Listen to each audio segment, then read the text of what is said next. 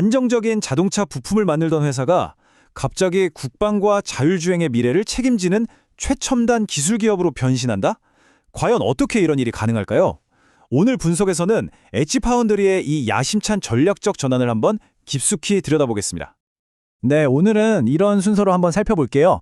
엣지 파운드리가 어떤 회사였는지부터 시작해서 왜 연령상 시장에 주목했는지, 그들만의 비밀 무기는 뭔지, 그리고 한화라는 파트너를 만나서 어떤 기회와 리스크를 안게 됐는지까지 차근차근 짚어보겠습니다. 자, 그럼 첫 번째, 엣지 파운드리가 걸어온 길, 그리고 그들이 그리고 있는 아주 큰 그림에 대한 이야기부터 시작해보죠.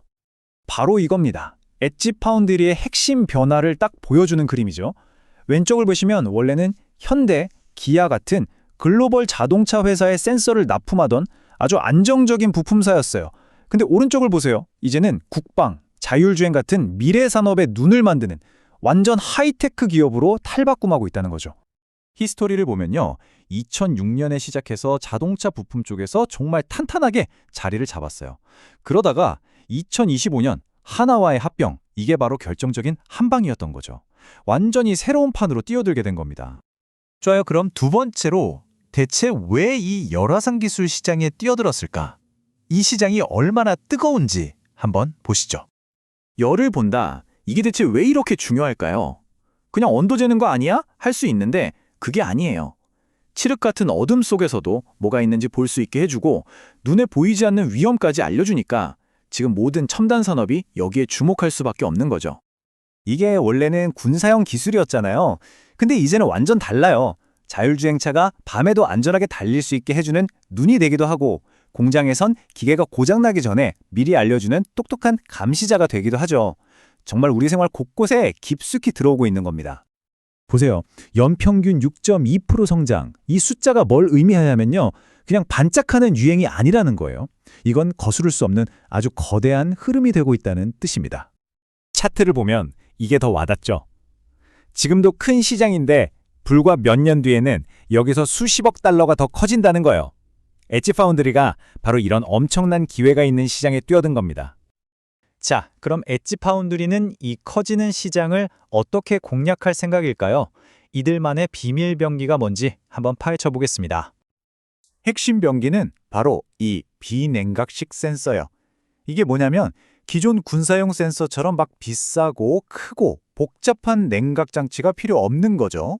그러니까 훨씬 작고 싸게 만들 수 있어서 자동차나 드론처럼 우리 일상에 쓰이는 제품에 팍팍 넣을 수 있게 되는 말 그대로 대중화의 열쇠인 셈입니다. 근데 진짜 무서운 힘은 바로 이거예요. 수직 계열화. 이게 무슨 말이냐면 A부터 Z까지, 그러니까 센서의 뇌에 해당하는 칩 설계부터 마지막에 카메라로 만드는 것까지 전부 다 자기들이 직접 한다는 거예요. 이건 그냥 물건만 만드는 게 아니라 품질, 가격, 심지어 개발 속도까지 자기들 마음대로 컨트롤할 수 있다는 뜻이죠. 엄청난 강점입니다. 와, 95% 이상? 반도체에서 이 정도 수율은요, 거의 예술의 경지라고 봐야 돼요. 쉽게 말해서 불량품이 거의 안 나온다는 얘기고, 이게 바로 다른 회사들은 절대 따라올 수 없는 가격 경쟁력으로 이어지는 핵심 비결인 거죠. 자, 이렇게 기술이 좋아도 혼자서는 한계가 있겠죠? 여기서 바로 게임 체인저가 등장합니다. 엣지 파운드리의 잠재력을 터뜨려줄 파트너, 하나와의 시너지를 한번 뜯어보겠습니다. 이건 최고의 기술력을 가진 실력자와 거대한 시장을 쥐고 있는 큰형님의 만남, 딱 이런 느낌이에요.